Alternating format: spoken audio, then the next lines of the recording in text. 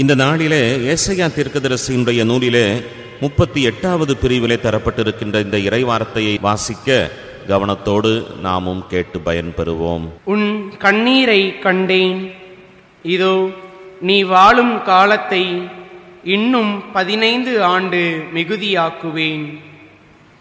இறைவாக்கினர் எசாயா நூலிலிருந்து வாசகம். அதிகாரம் 38, இறைவசனங்கள் 1 முதல் 6, 21, 22, மேலும் 7, 8.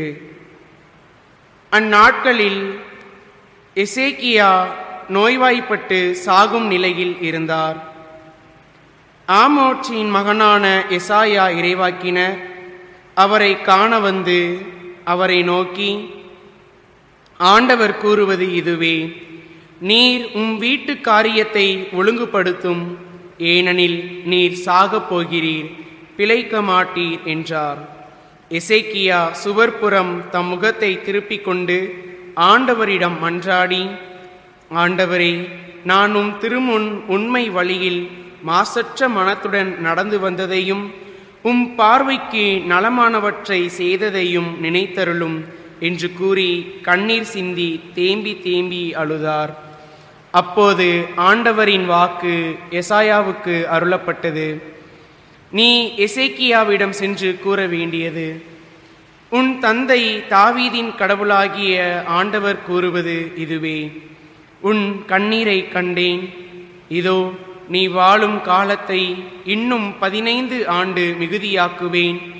உன்னையும் இந்த நகரையும் அசிரிய மன்னன் கையினின்று விடுவிப்பேன். இந்த நகரை பாதுகாப்பேன். எசேக்கியா நலமடைய ஓர் அத்திப்பழ அடையை கொண்டு வந்து பிளவையின் மேல் வைத்து கட்டுங்கள் என்று எசாயா பதில் கூறியிருந்தார். ஏனெனில் ஆண்டவரின் இல்லத்திற்கு என்னால் போக முடியும் என்பதற்கு எனக்கு அடையாளம் யாது என்று எசேக்கியா அரசர் கேட்டிருந்தார். தாம் கூறிய இந்த வார்த்தையை ஆண்டவர் நிறைவேற்றுவார் என்பதற்கு அவர் உமக்களிக்கும் அடையாளம், இதோ சாயும் கதிரவனின் நிழல் ஆகாசின் கதிரவ கடிகையில் 10 பாத அளவு பின்னிடச் செய்வேன். அவ்வாறே சாயும் கதிரவனின் நிழல் அக்கடிகையில் 10 பாத அளவு பின்னிட்டது. ஆண்டவரின் அருள்வாக்கு. இறைவனுக்கு நன்றி. எசாயா 38. அழிவின் குழியிலிருந்து ஆண்டவரே என் உயிரை காத்தீர். அழிவின் குழியிலிருந்து ஆண்டவரே என் உயிரை காத்தீர். அழிவின் குழியிலிருந்து ஆண்டவரே என் உயிரை காத்தீர். அழிவின் குழியிலிருந்து ஆண்டவரே என் உயிரை காத்தீர். என் வாழ்நாட்களின் நடுவில் இவ்வுலகை விட்டு செல்ல வேண்டுமே. நான் வாழக்கூடிய எஞ்சிய ஆண்டுகளை பாதாளத்தின் வாயில்களில் கழிக்க நேருமே என்றேன். அழிவின் குழியிலிருந்து ஆண்டவரே என் உயிரை காத்தீர். அல்லேலூயா, அல்லேலூயா. என் ஆடுகள் எனது குரலுக்கு செவி சாய்க்கின்றன. எனக்கும் அவற்றை தெரியும், அவையும் என்னை பின்தொடர்கின்றன. அல்லேலூயா, அல்லேலூயா. ஆண்டவரே, நற்செய்தியை தகுந்த விதத்தில் எடுத்துச் சொல்ல என் உள்ளத்தையும் முதட்டையும் தூய்மையாக்கும். ஆண்டவர் உங்களோடு இருப்பாராக, உம் ஆன்மாவோடும் இருப்பாராக. புனித மத்தேயு எழுதிய பரிசுத்த நற்செய்தியிலிருந்து வாசகம். ஆண்டவரே, மாற்றி உமக்கே. மத்தேயு நற்செய்தி 12வது பிரிவு முதல் 8 வாக்குகள். அன்று ஓர் ஓய்வு நாள். இயேசு வயல்வெளியே சென்று கொண்டிருந்தார். பசியாயிருந்ததால் அவருடைய சீடர் கதிர்களை கொய்து தின்னத் தொடங்கினர். பரிசேயர்கள் இதை பார்த்து இயேசுவிடம், பாரும், ஓய்வு நாளிலே செய்யக்கூடாததை உம்முடைய சீடர்கள் செய்கின்றார்கள் என்றார்கள்.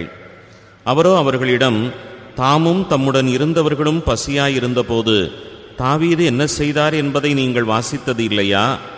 இறை இல்லத்திற்குள் சென்று அவரும் அவரோடு இருந்தவர்களும் அர்ப்பண அப்பங்களை உண்டார்கள்.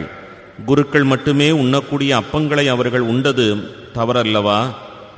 மேலும் ஓய்வு நாளிலே குருக்கள் கோவிலிலே பணியாற்றுவது ஓய்வு நாளை மீறும் குற்றமாகாது என நீங்கள் திருச்சட்டத்தில் வாசித்தது இல்லையா? ஆனால் கோவிலை விட பெரியவர் இங்கே இருக்கின்றார் என நான் உங்களுக்கு சொல்லுகின்றேன். பலியை அல்ல, இரக்கத்தையே விரும்புகின்றேன் என்பதன் கருத்தை நீங்கள் அறிந்திருந்தால் குற்றமற்ற இவர்களை கண்டனம் செய்திருக்க மாட்டீர்கள். ஆம், ஓய்வு நாளும் ஆடிட மகனுக்கு கட்டுப்பட்டதே என்றார். கிறிஸ்துவின் நற்செய்தி. கிறிஸ்துவே உமக்கு புகழ். தீர்க்கதரிசி ஏசாயாவினுடைய நூலிலிருந்து நாம் இன்றைக்கு ஒரு நல்ல அற்புதமான கருத்தை பெற்றுக்கொள்ள அழைக்கப்பட்டிருக்கின்றோம். 15 ஆண்டுகள் வாழ்வை நீட்டித்து தர கடவுளால், ஆண்டவரால் மாத்திரமே இயலும். இன்றைக்கு மனித வாழ்க்கை எவ்வளவோ சுருங்கி போனது என்பதை நாம் பார்க்கின்றோம். 65 ஆண்டுகள் மனிதனுடைய ஆயுள் காலம் என்று சொல்ல நாம் கேட்டிருக்கின்றோம். இந்த மருத்துவம் இன்றைக்கு எவ்வளவோ வளர்ந்திருந்தும் கூட மனிதனுடைய வாழ்க்கை சுருங்கி கொண்டே போய்கொண்டிருக்கிறது என்பதுதான் உண்மை. எத்தனையோ துறைகளையெல்லாம் இன்றைக்கு மருத்துவம் கண்ட போதிலும் கூட மருத்துவர்களால் இன்றைக்கு ஆயுளை நீட்டித்து தர இயலவில்லை என்பதுதான் உண்மை. ஏனென்றால் அவர்கள் எவ்வளவுதான் கைராசிக்காரர்களாக இருந்தாலும் சரி, வாழ்வை நீட்டித்து தர அவர்களுக்கு அதிகாரம் இல்லை என்பதுதான் உண்மையும் கூட. ஆனால் இத்தகைய ஒரு அதிகாரத்தை பெற்றவர் ஆண்டவர் ஒருவரே.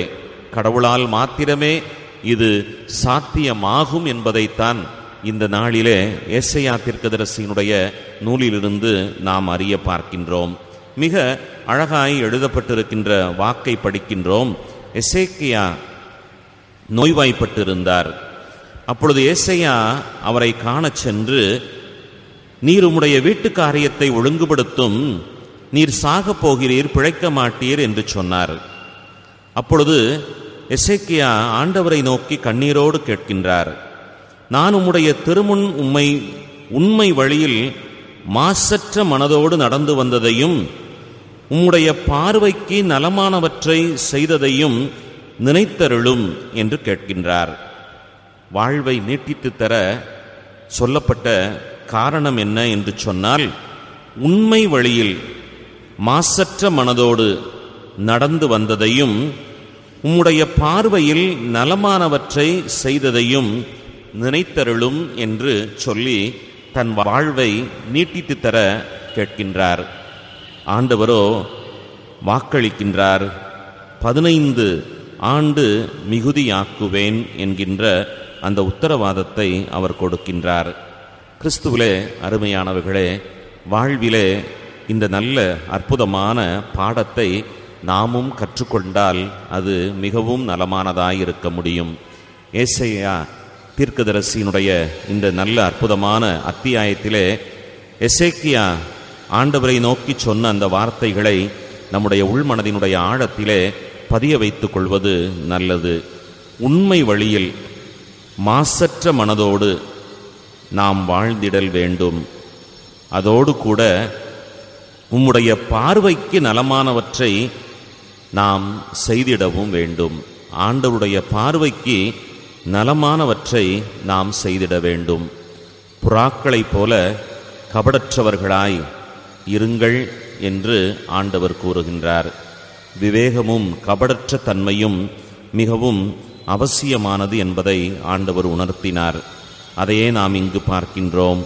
உண்மை வழியில் நடந்து மாசற்ற மனதோடு இருந்து ஆண்டவருடைய பார்வைக்கு எது நலமோ அதை மட்டுமே இந்த மண்ணுலகிலே செய்து வாழ நாம் அழைக்கப்பட்டிருக்கின்றோம்.